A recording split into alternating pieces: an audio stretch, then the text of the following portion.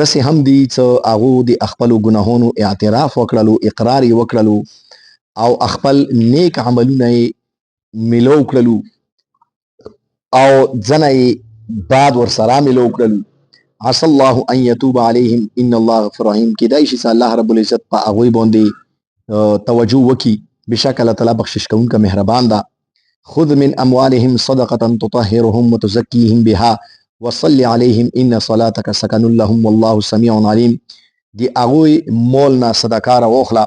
چې د هغه په ذریعې د هغوی پاک کړي او د هغوی مول کې برکت وچوي او هغوی دپاره دوا وکړي. بېشکه د تو دوا د هغوی دپاره د تسکین ذریعه ده. الله رب العزت هر چی شووري، هر چی شي نه خبر ده. الم يعلموا ان الله هو يقبل التوبه عن عباده ويأخذ الصدقات وان الله هو التواب الرحيم. ویلي دغونه دي خبر چې الله رب العزت د خپلو بندګانو توبه قبلوي او د هغوی صدقات اخلي او الله تعالی توبې قبول کوونکی مهربان ده. اردو کې ترجمه کوم. وآخرون اعترفوا بذنوبهم خلطوا عملا صالحا وآخر سیئا. اور دوسرے وہ لوگ ہیں جنہوں نے اپنی گناہوں کا اقرار کیا، جنہوں نے اپنے نیک اعمال اور بد اعمال کو آپس میں ملا دیا. عسى الله ان يتوب عليهم ان الله غفور رحيم. ان قریب ہے کہ اللہ تعالیٰ ان پر توجہ کرے، بے شک اللہ تعالیٰ بخشنے والا مہربان ہے. خذ من اموالهم صدقة تطهرهم وتزكيهم بها وصل عليهم. ان کے اموال میں سے صدقات لیجئے تاکہ ان کا مال پاک ہو جائے اور اس میں برکت پڑ جائے اور ان کے لیے دعا کیجئے. ان صلاتک سکن لهم واللہ سمیع علیم. بے شک آپ کی دعا ان کے لیے تسکین کا ذریعہ ہے اور اللہ تعالیٰ سننے والا جاننے والا ہے. علم يعلموا ان اللہ هو يقبل التوبة عن عباده ويأخذ الصدقات وان اللہ هو التواب الرحیم. کیا وہ نہیں جانتے کہ بے شک اللہ تعالیٰ توبہ قبول کرتا ہے اپنے بندوں سے اور صدقات لیتا ہے اور بے شک اللہ تعالیٰ توبہ قبول کرنے والا مہربان ہے. وآخرون اعترفوا بذنوبهم. ځناور کې داسې دي چې هغوی د خپلو ګناهونو اقرار وکړلو او نیک او بد عملونه یې سره خپلو منځو کې ګاډ کړل. موږ گذشته سورې توبه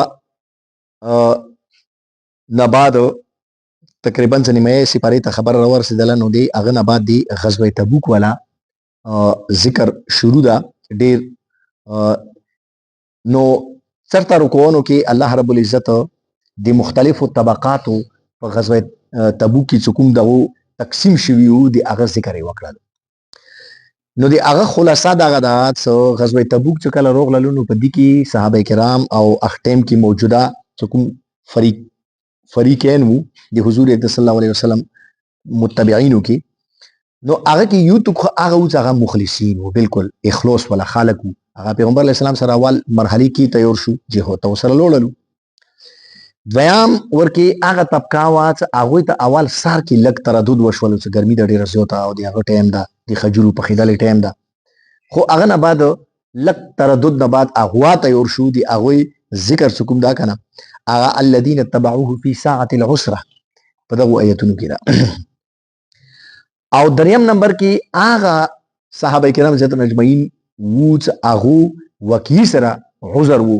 څوک سترګو نه بنا وو، څوک وکي سره چې هغو سره بالکل د لیارې تاګ کریا قدرې هغه جنوار قدرې ورسره نه وو. نو هغو ته الله رب العزت څټ ایتونو کې موږ د هغوی ذکر ویلو، لیس علی الضعفاء ولا علی المرضى، چې د کمزوري خلک بیمارانو باندې څه ګناه نشته که نه وي لوړ خیر ده. څلورم نمبر کې چې کوم دا که نه هغه خلک دي چې هغه منافقین وو چې د هغو ذکر موږ د څټه ویلو،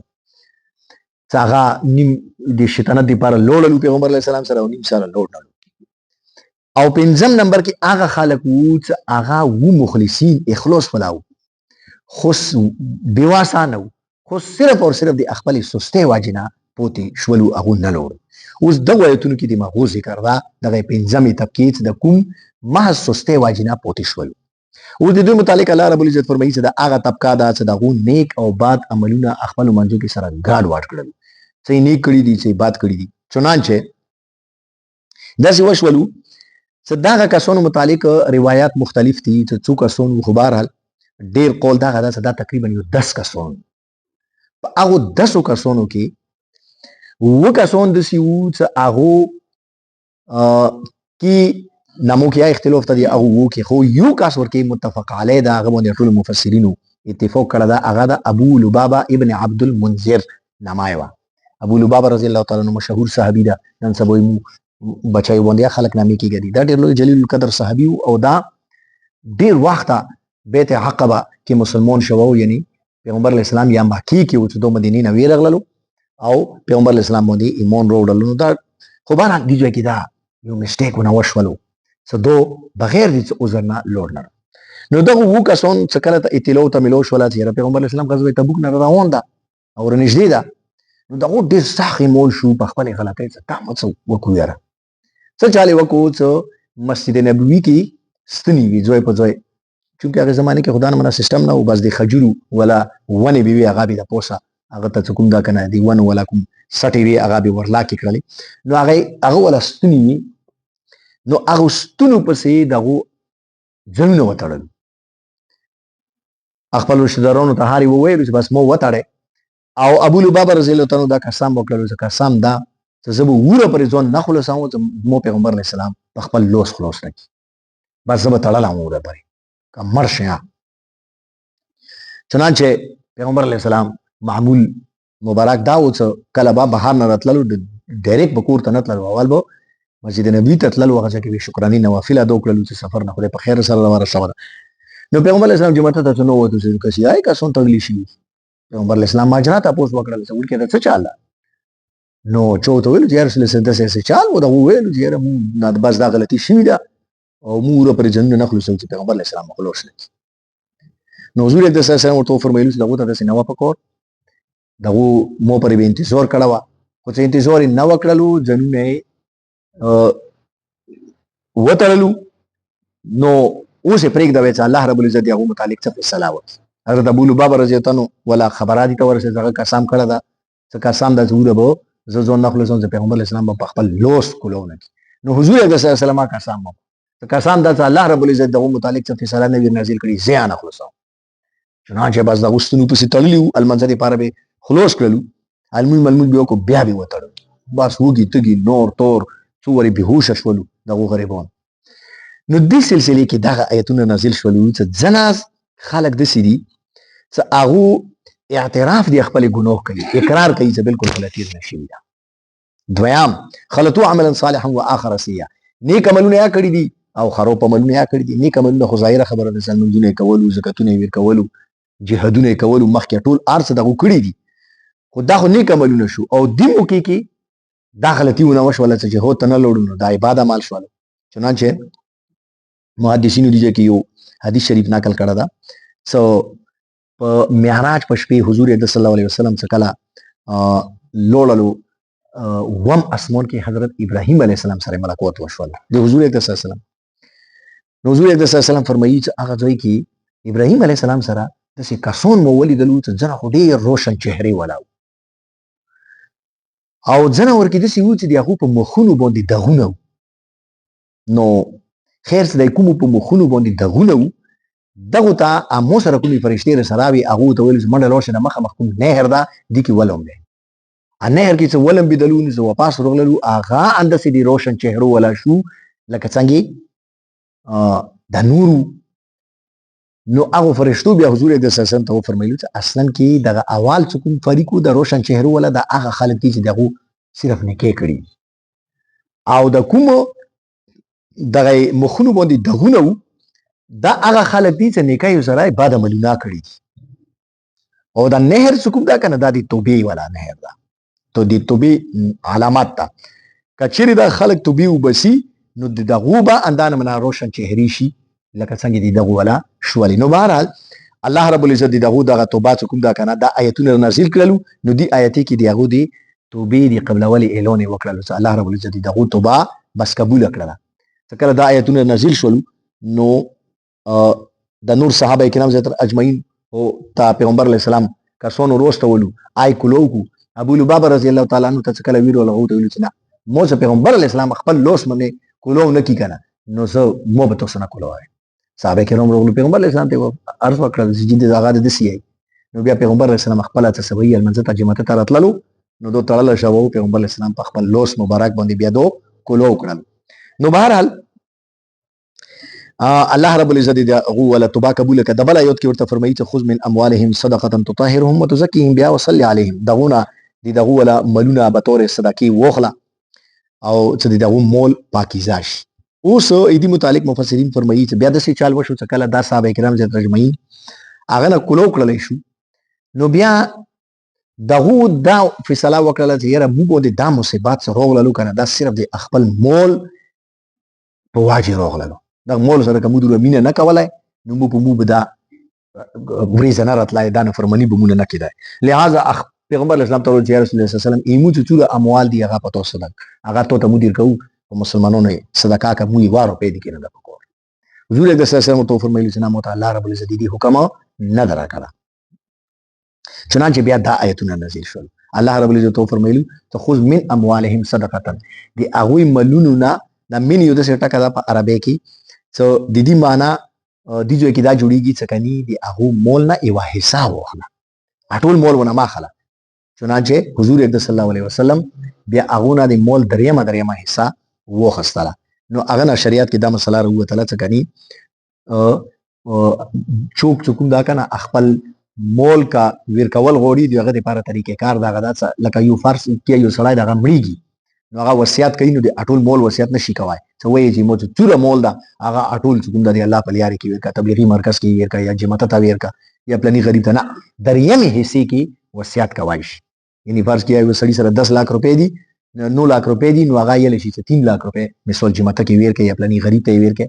دا ټول نه نشي یلویلی چې دا نوره حق د ورثاو ده. نو لهذا حضور اکرم صلی الله علیه وسلم هغه نه دریمه حصه واخیستله. چنانچه ځینې علما کرام دا فرمایي چې کني دا د